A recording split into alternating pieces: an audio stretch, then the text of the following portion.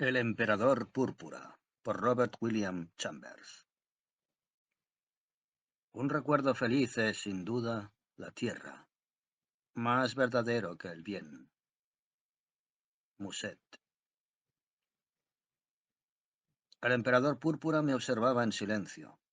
Volví a lanzar la caña, haciendo girar 2 metros más de sedal impermeable, y mientras el hilo silbaba en el aire a lo largo del estanque, vi que mis 3 moscas caían en el agua como cardos a la deriva. El emperador púrpura se burló. Ya ve, dijo, tengo razón. No hay una sola trucha en Bretaña que vaya por un cebo de mosca. Pues en Estados Unidos sí lo hacen, respondí. Vaya por Norteamérica, observó el emperador púrpura. Y las truchas pican con cebos de mosca en Inglaterra, insistí tajantemente. ¿Acaso cree que me importa lo que hagan las cosas o las personas en Inglaterra? Exigió el emperador púrpura. No le importa nada más que usted mismo y sus orugas asquerosas que se retuercen, dije, más molesto de lo que había estado hasta ahora. El emperador púrpura bufó. Sus rasgos anchos, lampiños y quemados por el sol mostraban esa expresión obstinada que siempre me irritaba. Tal vez la forma en que llevaba su sombrero intensificaba el enfado, pues el ala ondulante se apoyaba en ambas orejas, y las 2 pequeñas cintas de terciopelo que colgaban de la hebilla de plata de la parte delantera se agitaban y revoloteaban con cada insignificante brisa. Sus ojos astutos y su nariz puntiaguda desentonaban con el resto de su gorda cara roja. Cuando me miró a los ojos dejó ir una carcajada. Sé más de insectos que cualquier hombre de Moribán o de Finisterre, en realidad, dijo. El almirante rojo sabe tanto como usted, repliqué. No es verdad, respondió el emperador púrpura con enfado. Y su colección de mariposas es el doble de grande que la de usted, añadí moviéndome por el arroyo hasta situarme justo frente a él. Lo es, ¿verdad? Se mofó el emperador púrpura. Bueno, déjeme decirle, Monsieur Darrell, que en toda su colección no tiene un solo espécimen de esa magnífica mariposa Apatura iris, comúnmente conocida como el emperador púrpura. Todo el mundo en Bretaña lo sabe, dije lanzando el hilo a la brillante superficie del agua. Pero solo porque usted sea el único hombre que ha capturado una emperador púrpura en Morbihan, no significa que sea una autoridad en cuestión de moscas para la pesca de truchas. ¿Por qué dice que una trucha bretoña no tocará un cebo de mosca? Porque así es, respondió. ¿Por qué? Hay muchas moscas de mayo volando por el arroyo. Déjelas volar, gruñó el emperador púrpura. No verá una sola trucha tocarlas. Me dolía el brazo, pero agarré la media caña de bambú con más firmeza y dando media vuelta me metí en el arroyo y empecé a batir las ondas en la cabecera del arroyo. Una gran libélula verde pasó flotando acompañado de la brisa de verano y planeó un momento sobre el arroyo brillando como una esmeralda. Tenemos una oportunidad de atraparla. ¿Dónde está su caza mariposas? ¿Para qué? Esa libélula. Tengo 12 de Anax junius. Se llama Drury, común, con ángulo anal de las alas posteriores, macho, redondo, tórax marcado con... Ya basta, dije ferozmente. ¿No puedo señalar un insecto en el aire sin esas explosiones de erudición? ¿Puede decirme en un francés sencillo y cotidiano qué es esta pequeña mosca que revolotea sobre la hierba de los juncos aquí a mi lado? Mire, ha caído al agua. Bah, respondió con desdén el emperador púrpura. Eso es una Linovia annulus. ¿Qué es eso? Pregunté. Antes de que pudiera responder, se produjo un fuerte chapoteo en el agua y la mosca desapareció. Se rió el emperador púrpura. ¿No le dije que los peces saben lo que hacen? Eso era una trucha. Espero que no la atrape. Recogió su cazamariposas, la caja de recolección, el frasco de cloroformo y el de cianuro. Luego se levantó. Se echó la caja al hombro, metió los frascos de veneno en los bolsillos de su abrigo de terciopelo con botones de plata y encendió su pipa.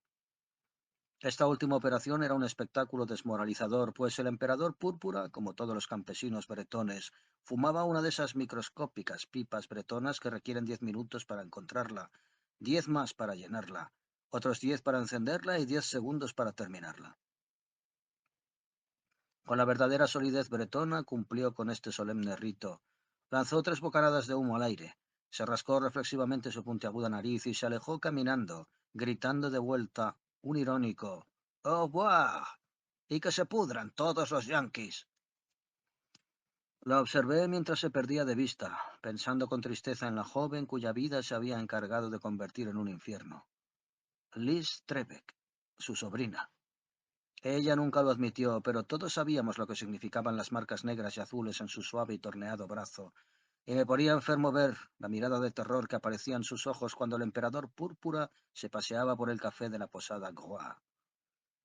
Se decía que él la hacía pasar hambre. Ella lo negaba. Marie Joseph y Finlay Locard lo habían visto golpearla al día siguiente del perdón de los pájaros, porque ella había liberado 3 pinzones que él había cazado con liga el día anterior. Le pregunté a Liz si era cierto, y se negó a hablarme durante el resto de la semana. No había nada que pudiera hacer. Si el emperador púrpura no hubiera sido tan avaro, no habría podido ver a Liz jamás, pero no pudo resistirse a los 30 francos semanales que le ofrecí, y Liz posaba para mí todo el día, feliz como un pajarillo en un seto de espinas rosas. Sin embargo, el emperador púrpura me odiaba y amenazaba constantemente con obligar a Liz a volver a su lúgubre hilado de lino. También era desconfiado, y cuando engullía un único vaso de sidra, que resulta fatal para la sobriedad de la mayoría de los bretones, golpeaba la larga y descolorida mesa de roble y rugía maldiciones contra mí, contra Yves Terrec y contra el almirante rojo. Éramos los 3 objetos del mundo que más odiaba. A mí porque era extranjero y no me importaba nada él y sus mariposas, y al almirante rojo porque era un entomólogo rival. Tenía otras razones para odiar a Terrec. El almirante rojo, un pobre y marchito hombrecillo, con un ojo de cristal mal ajustado y una pasión por el brandy, debía su nombre a una mariposa que predominaba en su colección. Esta mariposa, comúnmente conocida por los aficionados como almirante rojo y por los entomólogos como Vanessa Atalanta, había sido motivo de escándalo entre los entomólogos de Francia y Bretaña. Resulta que el almirante rojo había tomado uno de esos insectos comunes, lo había teñido de amarillo, brillante, con la ayuda de productos químicos, y lo había hecho pasar por una especie sudafricana absolutamente única a un coleccionista crédulo. Sin embargo, los 50 francos que ganó con esta bribonada los perdió en una demanda por daños y perjuicios presentada por el aficionado ultrajado un mes más tarde, y tras pasar en la cárcel de Quimperlé un mes, reapareció en el pueblecito de Saint-Gildas, amargado, sediento y con ganas de venganza. Por supuesto, lo apodamos el Almirante Rojo, y él aceptó el nombre con furia reprimida. El emperador púrpura, por otra parte, había ganado su título imperial legítimamente, ya que era un hecho indiscutible que el único espécimen de esa hermosa mariposa, la apatura iris, o emperador púrpura, como la llaman los aficionados, el único espécimen que se había capturado en Finisterre o en Morbihan, había sido capturado y llevado a casa vivo por Joseph-Marie Gloanec, que desde entonces sería conocido como el emperador púrpura. Cuando se conoció la captura de esta rara mariposa, el almirante rojo le faltó poco para enloquecer. Todos los días durante una semana se dirigió a la posada de Groix, donde el emperador púrpura vivía con su sobrina, y llevaba su microscopio para observar la rara mariposa recién capturada con la esperanza de detectar algún fraude. Pero este espécimen era auténtico, y miró a través de su microscopio en vano. No hay productos químicos, almirante, sonrió ampliamente el emperador púrpura, y el almirante rojo rechinó los dientes con rabia. Para el mundo científico de Bretaña y Francia, la captura de una apatura iris en Morbihan era de gran importancia. El Museo de Quimper hizo una oferta para adquirir la mariposa, pero el emperador púrpura, a pesar de ser un acaparador de oro, tenía una obsesión monomaníaca por las mariposas y se mofó del conservador del museo. De todos los rincones de Bretaña y Francia, le llegaron cartas solicitando información y felicitaciones. La Academia Francesa de Ciencias le concedió un premio y la Sociedad Entomológica de París lo nombró miembro honorario. Siendo un campesino bretón y más cabezota que los demás, estos honores no perturbaron su ecuanimidad, pero cuando la pequeña aldea de Saint-Gildas lo eligió alcalde y, como es costumbre en Bretaña en tales circunstancias, dejó su cabaña para instalarse oficialmente en la pequeña posada de Groix, perdió la cabeza por completo. Ser alcalde en un pueblo de casi 150 habitantes era un imperio, y así se volvió insoportable, emborrachándose viciosamente todas las noches de su vida, maltratando a su sobrina, Liz Trebeck, como el viejo desgraciado y bárbaro que era. y llevando al almirante al borde de la histeria con su eterna insistencia sobre la captura de la apatura iris. Por supuesto se negó a desvelar dónde había capturado la mariposa.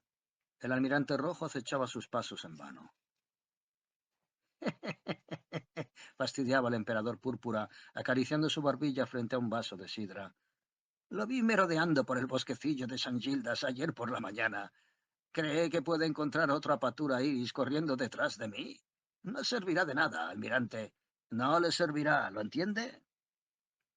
El almirante rojo se puso amarillo de mortificación y envidia, pero al día siguiente hubo de quedarse en cama tras sufrir un disgusto, pues el emperador púrpura había logrado capturar no una mariposa, sino una crisálida viva que, si eclosionaba con éxito, se convertiría en un perfecto espécimen de la inestimable apatura iris.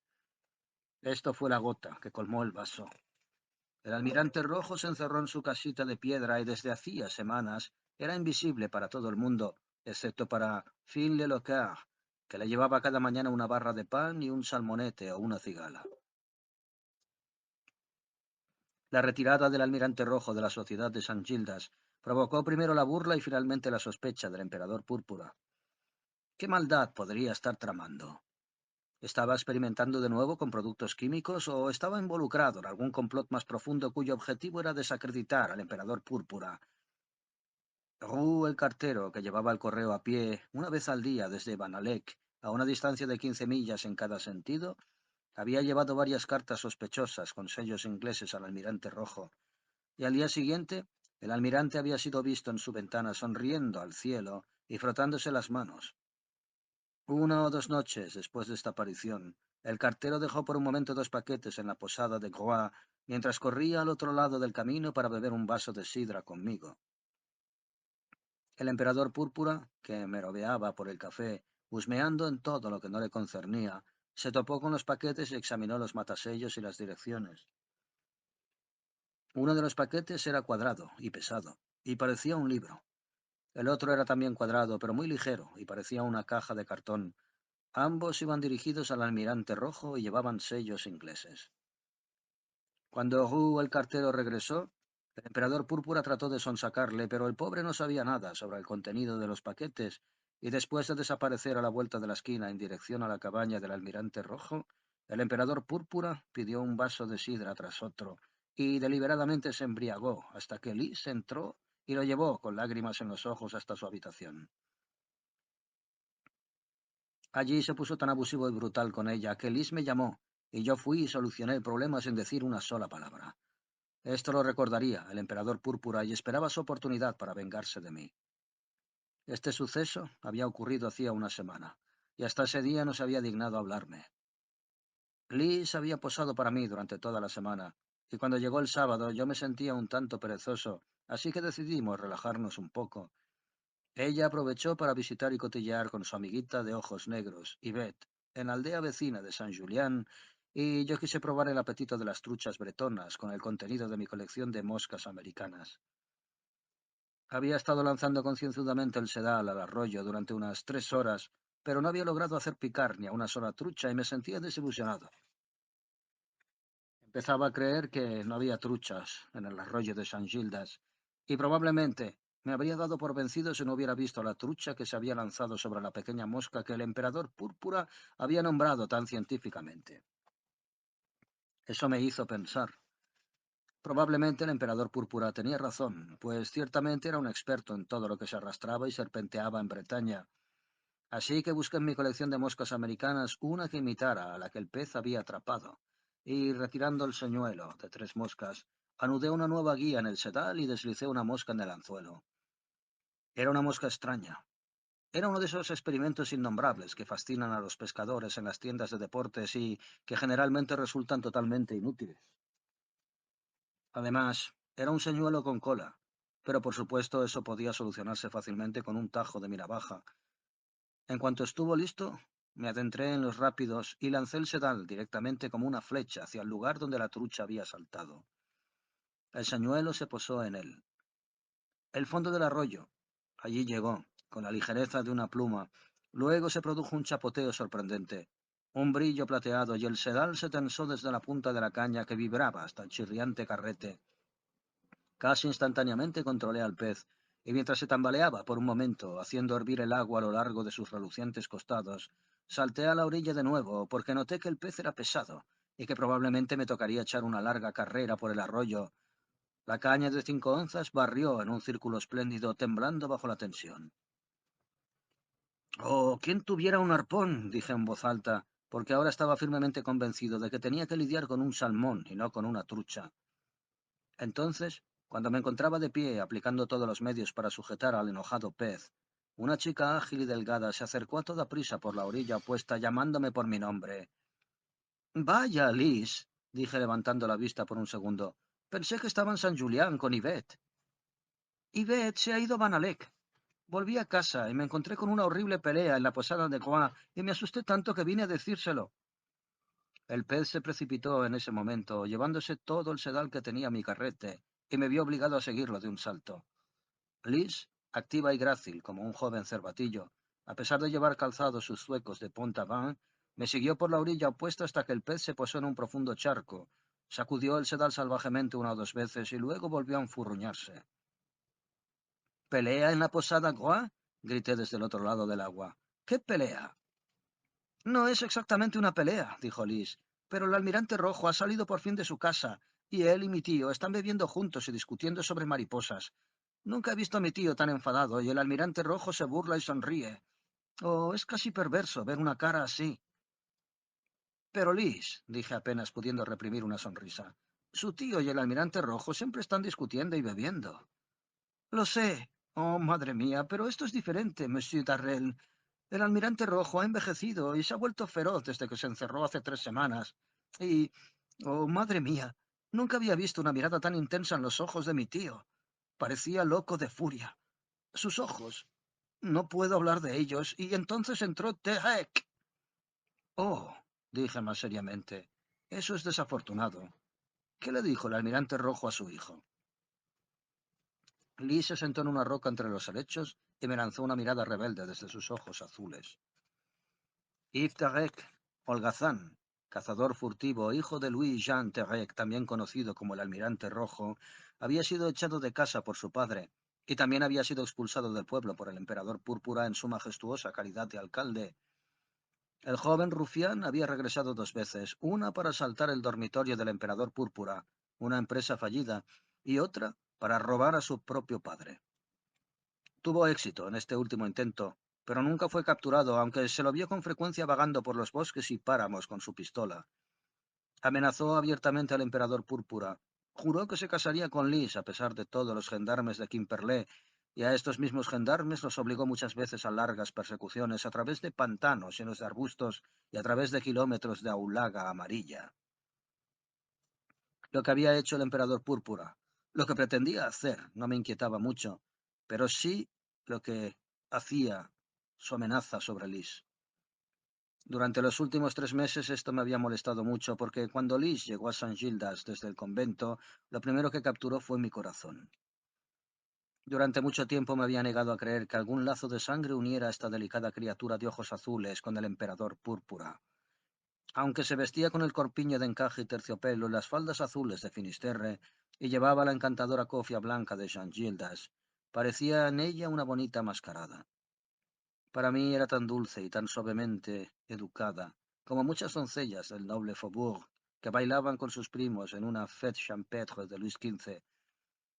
Así que cuando Liz dijo que Yves Terek había vuelto abiertamente a San Gildas, sentí que era mejor que yo también estuviera allí. «¿Qué ha dicho Terek, Liz?», pregunté observando la línea que vibraba sobre el plácido estanque. El color rosa salvaje se deslizó por sus mejillas. «Oh», respondió ella con una pequeña sacudida de la barbilla, «ya sabe lo que siempre dice». «¿Que la llevará lejos?». «Sí». «¿A pesar del emperador Púrpura, el almirante rojo y los gendarmes?». «Sí». «¿Y usted qué dice, Liz?». «¿Yo? Oh, nada». «Entonces déjeme decirlo por usted».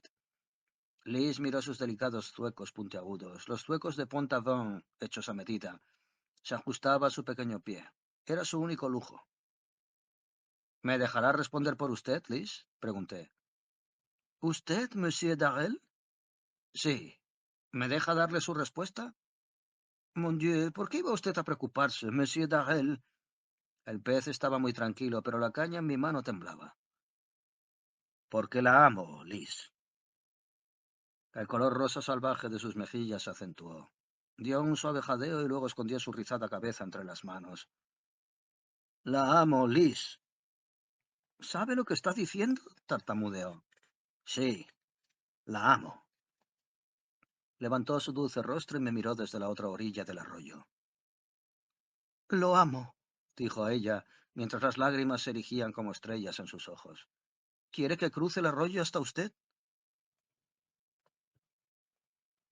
Aquella noche, Yves Terek abandonó la aldea de San Gildas, jurando vengarse de su padre, que le había negado refugio.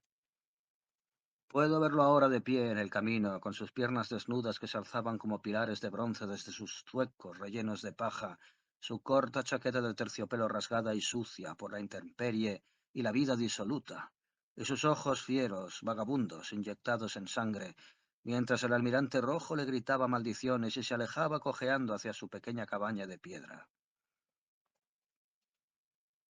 No me olvidaré de ti, gritó Ifterek, y extendió la mano hacia su padre con un gesto terrible.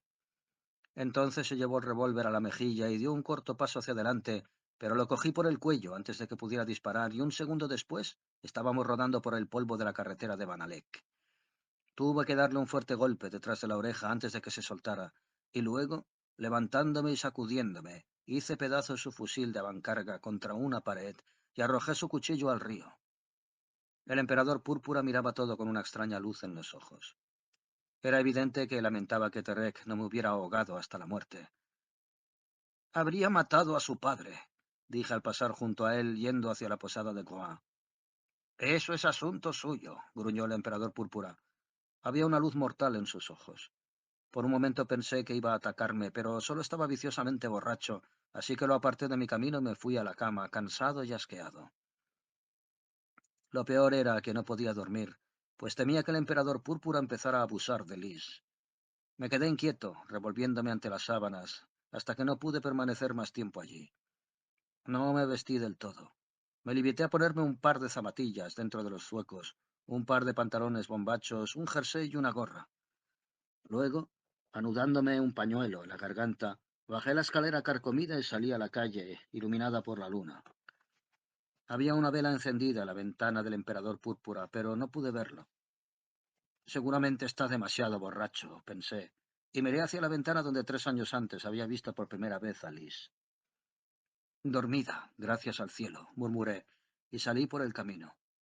Al pasar por la casita del almirante rojo, vi que estaba oscuro, pero la puerta estaba abierta. Me adentré en el seto para cerrarla, pensando que en caso de que Yves Terrek anduviera por ahí, su padre perdería lo que le quedaba. Después de cerrar la puerta con una piedra, seguí caminando a través de la deslumbrante luz de la luna bretona. Un ruiseñor cantaba en un sauce del pántano, y desde el borde del muelle, entre las altas hierbas del pantano, miríadas de ranas entonaban un corto bajo. Cuando regresé al cielo de levante empezaba a clarear, y a través de los prados de los acantilados, perfilados contra el horizonte que palidecía, vi a un recolector de algas que se dirigía a su trabajo entre los rizados rompeolas de la costa. Llevaba su largo rastrillo al hombro, y el viento marino llevaba su canción a través de los prados hasta mí. San Gildas, reza por nosotros, abrigadnos, a nosotros que trabajamos en el mar. Al pasar por el santuario a la entrada del pueblo me quité la gorra y me arrodillé en oración a Nuestra Señora de Fauet, y aunque me olvidé de mí en esa oración, sin duda creí que Nuestra Señora de Fauet sería más amable con Liz. Se dice que el santuario proyecta sombras blancas. Miré, pero solo vi la luz de la luna. Luego, muy tranquilo, volví a la cama, y solo me despertó el ruido de los sables y el pisoteo de los caballos en el camino bajo mi ventana. Santo cielo, pensé, deben ser las 11, porque ahí están los gendarmes de Quimperlé. Miré mi reloj. Solo eran las 8:30, y como los gendarmes hacían su ronda todos los jueves a las 11, me pregunté qué los había llevado tan temprano a San Gildas. Por supuesto, refunfuñé frotándome los ojos. Van a por Terrec. Y me metí en mi limitado baño. Antes de estar completamente vestido, oí un tímido golpe, y al abrir mi puerta con la navaja en la mano, me quedé atónito y en silencio. Liz, con sus ojos azules abiertos de par en par por el terror, se apoyó en el umbral. Cariño mío, grité, ¿qué está pasando? Pero ella solo se aferró a mí, jadeando como una gaviota herida. Por fin, cuando la traje a la habitación y levanté su rostro hacia el mío, habló con una voz desgarradora. Oh, Dick, van a arrestarte, pero moriré antes de creer una sola palabra de lo que digan. No, no me preguntes. Y empezó a sollozar desesperadamente. Cuando me di cuenta de que se trataba de algo realmente serio, me puse el abrigo y la gorra y pasando un brazo por su cintura bajé la escalera y salí a la calle.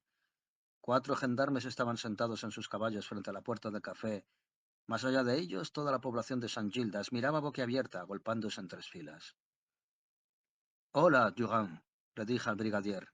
¿Qué diablos es eso que oigo de que me van a arrestar?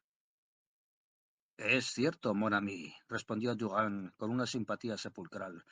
Lo miré desde la punta de sus botas con espuelas hasta su cinturón de sable amarillo azufre y luego hacia arriba, botón a botón, hasta su rostro desconcertado. ¿Por qué? Dije con desprecio. No intente un trabajo de detective barato conmigo. Hable, hombre, ¿cuál es el problema? El emperador, que estaba sentado en la puerta mirándome, empezó a hablar, pero se lo pensó mejor y se levantó y entró en la casa. Los gendarmes pusieron los ojos en blanco misteriosamente y pusieron cara de sabios. Vamos, Durand, dije impaciente, ¿cuál es el cargo?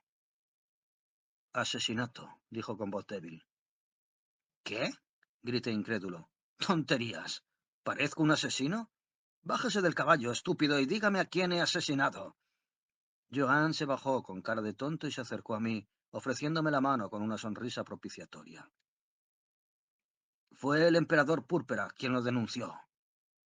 Mire, encontraron su pañuelo en su puerta. ¿La puerta de quién? Por el amor de Dios, grité. En la del almirante rojo. ¿El almirante rojo? ¿Qué ha hecho? Nada, solo ha sido asesinado. Apenas podía dar crédito a mis sentidos, aunque me llevaron a la pequeña cabaña de piedra y me señalaron la habitación salpicada de sangre. Pero el horror del asunto era que el cadáver del hombre asesinado había desaparecido, y solo quedaba un nauseabundo lago de sangre en el suelo de piedra, en cuyo centro yacía una mano humana. No cabía duda de a quién pertenecía la mano, pues todos los que habían visto al almirante rojo sabían que el trozo de carne arrugado que yacía en la sangre cada vez más espesa era la mano del almirante rojo.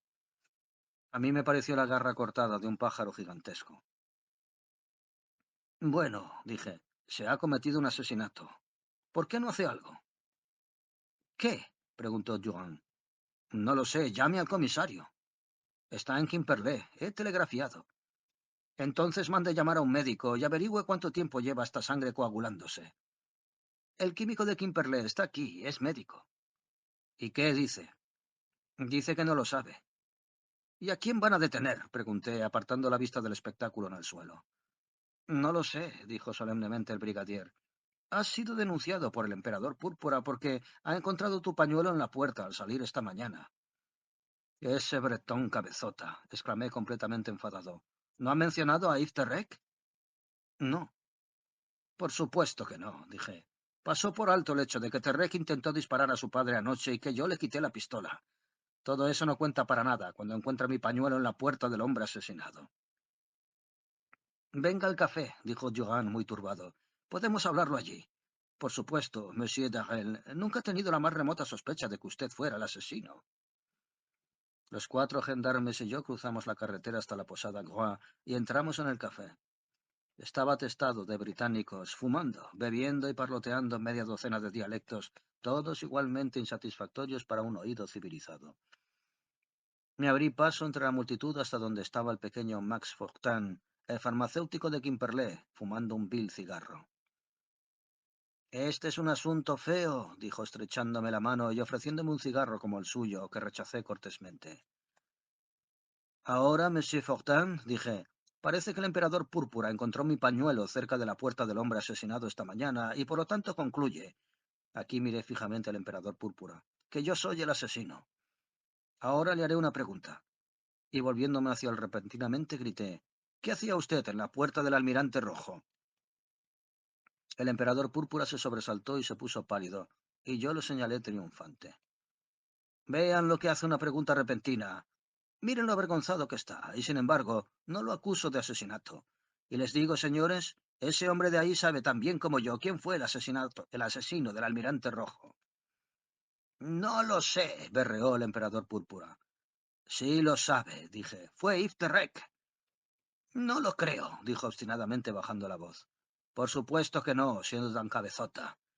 No soy cabezota, volvió a rugir, pero soy alcalde de San Gildas, y no creo que Yves Terrec haya matado a su padre. ¿Acaso no lo vio intentar matarlo anoche? El alcalde gruñó. Y vio lo que hice. Volvió a gruñir. Y, continué, oyó a Yves Terrec amenazar con matar a su padre. Le oyó maldecir al almirante rojo y jurar que lo mataría.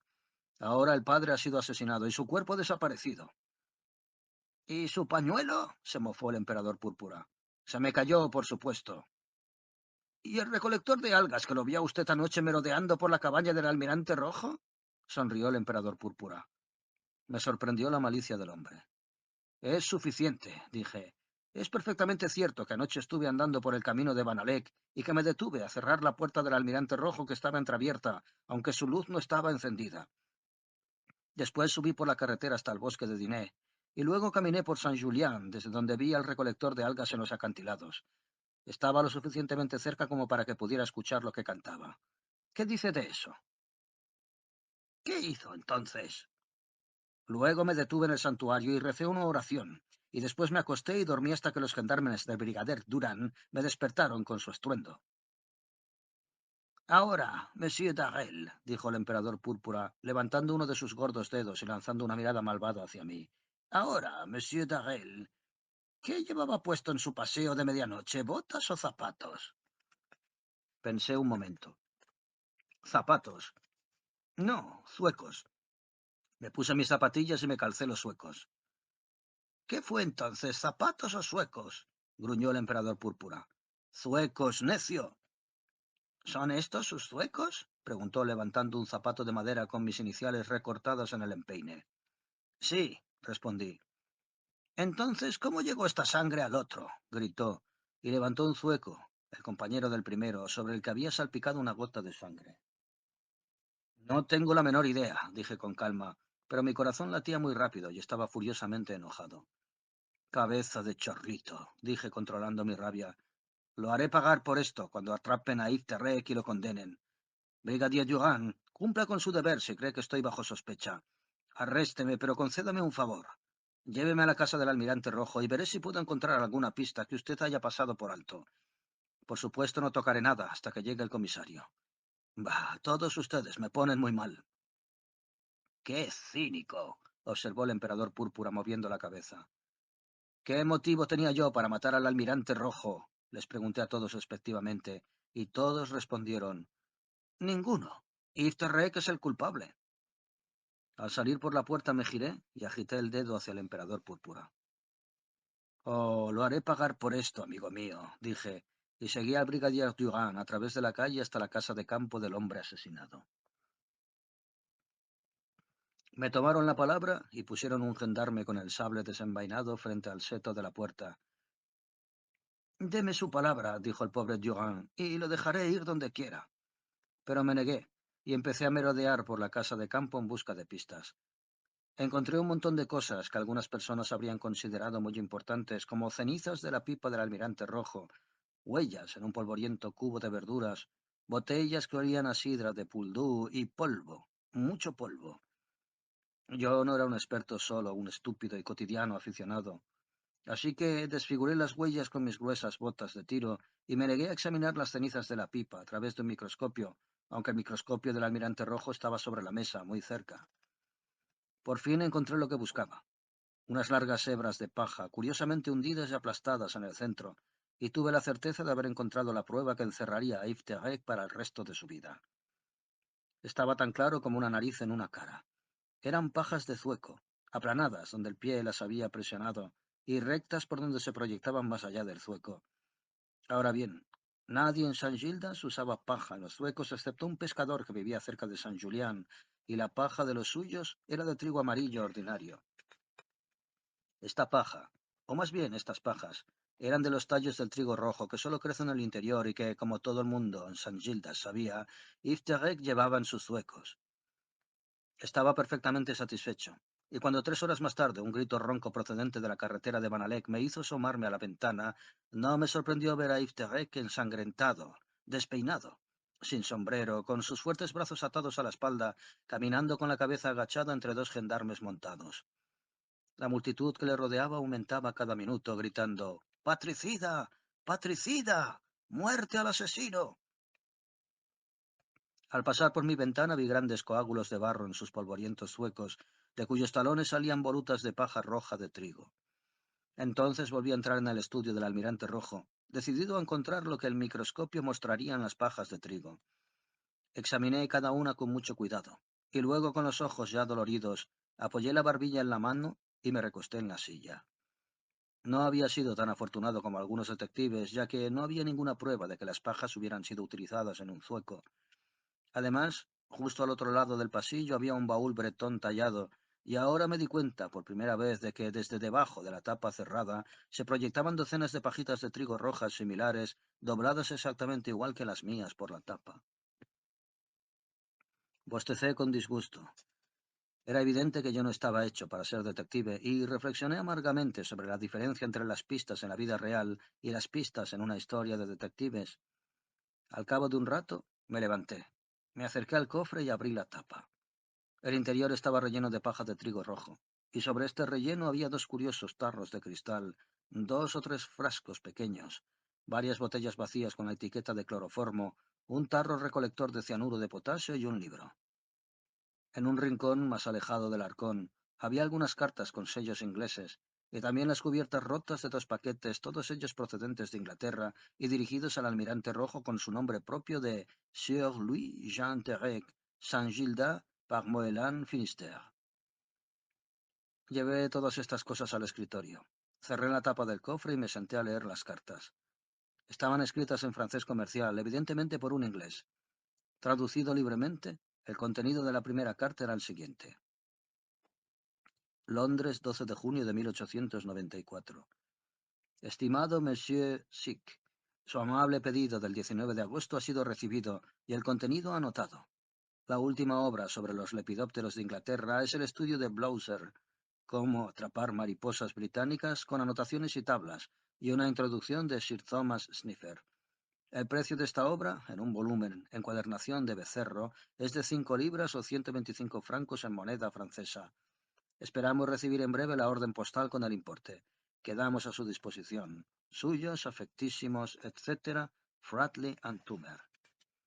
470 Regent Square, Londres. La siguiente carta era aún menos interesante. Se limitaba a decir que se había recibido el dinero y que se enviaría el libro. La tercera atrajo mi atención y la citaré con una traducción libre de nuevo. Estimado señor, su carta del 1 de julio fue debidamente recibida y enseguida la remitimos al propio Mr. Fratley. El señor Fratley, muy interesado en su pregunta, envió su carta al profesor Svaineri de la Sociedad Entomológica de Berlín, cuya nota Blauser menciona en la página 630, en su obra Cómo atrapar mariposas británicas. Acabamos de recibir una respuesta del profesor Svaineri, que traducimos al francés, ver nota adjunta. El profesor Svaineri me ha pedido que le haga llegar 2 frascos de citil preparados bajo su propia supervisión. Le adjuntamos estos. Confiado en que encontrará todo satisfactorio, quedamos a su disposición. Atentamente, Fratley and Tumer. La hoja adjunta decía lo siguiente. Señores Fratley and Tumer. Caballeros, citalín, un hidrocarburo complejo, fue utilizado por primera vez por el profesor Schnut de Amberes hace un año. Descubrí una fórmula análoga, más o menos al mismo tiempo, y la denominé citil. Lo he utilizado con gran éxito en todas partes. Es tan efectivo como un imán. Me permito presentarles 3 tarros pequeños y estaría encantado de que envíen 2 de ellos a su cliente en San Gildas con mis saludos. La cita sobre mí de Blauser en la página 630 de su gloriosa obra Cómo atrapar mariposas británicas es correcta. Suyo, etc. Heinrich Svaineri. Cuando terminé esta carta la doblé y la metí en el bolsillo con las demás. Luego abrí la valiosa obra de Blauser, Cómo atrapar mariposas británicas, y pasé a la página 630. Ahora bien, aunque el almirante rojo pudo haber adquirido el libro hacía muy poco tiempo, y aunque todas las demás páginas estaban perfectamente limpias, esta página en particular estaba manchada de negro y pesadas marcas de lápiz encerraban un párrafo en la parte inferior de la página. Este es el párrafo. El profesor Svaineri dice, de los dos antiguos métodos utilizados por los recolectores para la captura de la Panthura iris, o emperador púrpura, de alas rápidas y alto vuelo, el primero, que utilizaba un cazamariposas de mango largo, tenía éxito una vez de cada 1000 intentos, y el segundo, que consistía en la colocación de cebo en el suelo, tal como carne descompuesta, gatos muertos, ratas, etc., no solo era desagradable incluso para un coleccionista entusiasta, sino también muy poco eficiente. Una de cada 500 veces, la espléndida mariposa dejaba la cima de sus robles favoritos para rodear el fétido cebo ofrecido. He encontrado que el citil es un cebo perfectamente seguro para atraer a esta hermosa mariposa al suelo, donde puede ser fácilmente capturada. Una onza de citil colocada en un platillo amarillo bajo un roble atraerá hacia él a toda apatura iris en un radio de 20 millas. Por lo tanto, si algún coleccionista que posee un poco de citil, incluso aunque sea en una botella sellada en su bolsillo, si tal coleccionista no encuentra ni una sola apatura iris revoloteando cerca de él en una hora, puede estar seguro de que la apatura iris haga no habita en su región.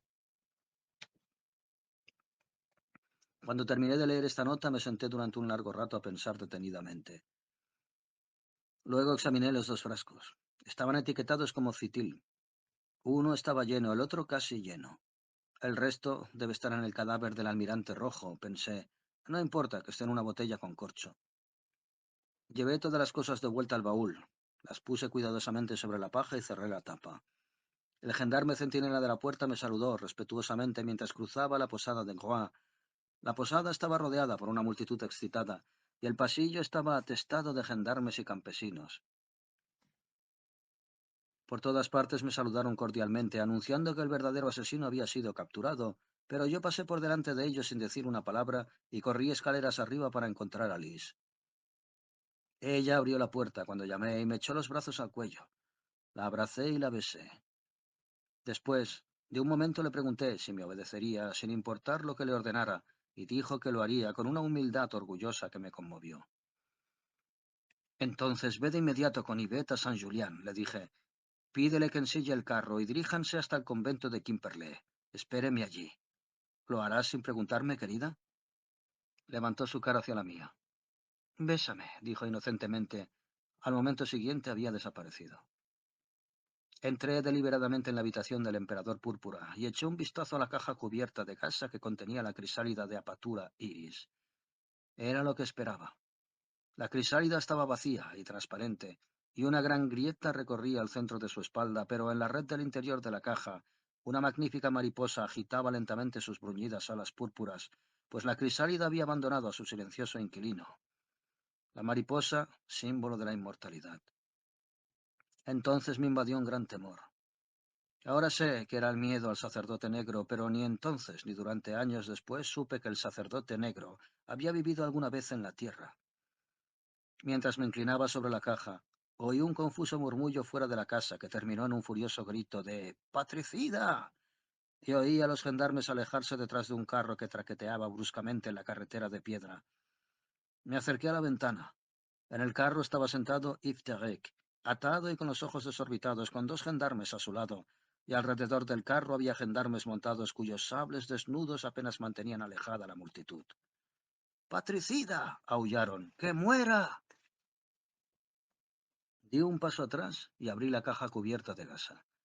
Con mucha delicadeza pero con firmeza, tomé la espléndida mariposa por las alas delanteras cerradas y la levanté ilesa entre el pulgar y el índice. Luego, manteniéndola oculta a mi espalda, bajé al café. De toda la multitud que lo había llenado, gritando por la muerte de Yves Terek, solo 3 personas permanecían sentadas frente a la enorme chimenea vacía.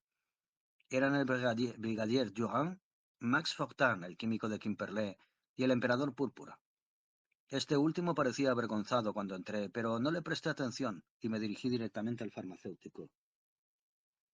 Monsieur Fortin, le dije, ¿sabe usted mucho de hidrocarburos? Son mi especialidad, dijo asombrado.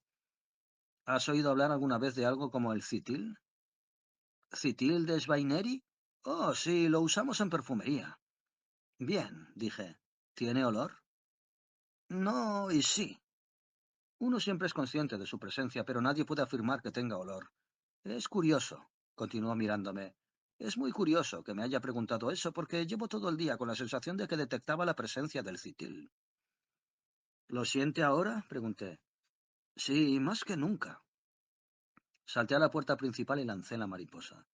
La espléndida criatura batió el aire por un momento, revoloteó insegura de un lado a otro, y luego, para mi asombro, volvió a entrar majestuosamente en el café y se posó en la losa delante de la chimenea.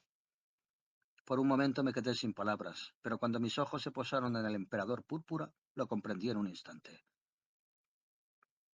«Levante esa losa», grité al brigadier Durand. «Haga palanca con la vaina de su sable». El emperador púrpura cayó repentinamente hacia adelante en su silla, con el rostro espantosamente blanco y la mandíbula desencajada por el terror. «¿Qué es el citil?», grité, agarrándolo por el brazo, pero se desplomó pesadamente de su silla boca abajo en el suelo, y en ese momento un grito del químico me hizo girar. Allí estaba el brigadier Johan, con una mano apoyada en la chimenea y otra levantada con horror. Allí estaba Max Fortin, el químico rígido de excitación, y abajo, en el lecho hueco donde había descansado la piedra de hogar, yacía una masa aplastada de carne humana sanguinolenta, en medio de la cual se podía ver un ojo de vidrio barato. Agarré al emperador púrpura y lo arrastré a sus pies. «Mire», grité, «mire a su viejo amigo, el almirante rojo». Pero él solo sonrió ausentemente y meneó la cabeza murmurando: «Cebo para mariposas. Citil. Oh, no, no, no. No puede hacerlo, almirante. Ya lo ve. Solo yo poseo el emperador púrpura. Solo yo soy el emperador púrpura». Y el mismo carruaje que me llevó a Quimperlé para reclamar a mi prometida, lo llevó a Quimper, amordazado y atado, convertido en un lunático que aullaba y echaba espuma por la boca. Esta es, pues, la historia del emperador púrpura. Podría contarles una historia más agradable si quisiera, pero en cuanto al pez que conseguí que picara, si era un salmón adulto, uno joven o una trucha, no puedo decirlo, porque he prometido a Liz, y ella me ha prometido a mí, que ningún poder en la tierra arrancará de nuestros labios la mortificante confesión de que el pez escapó.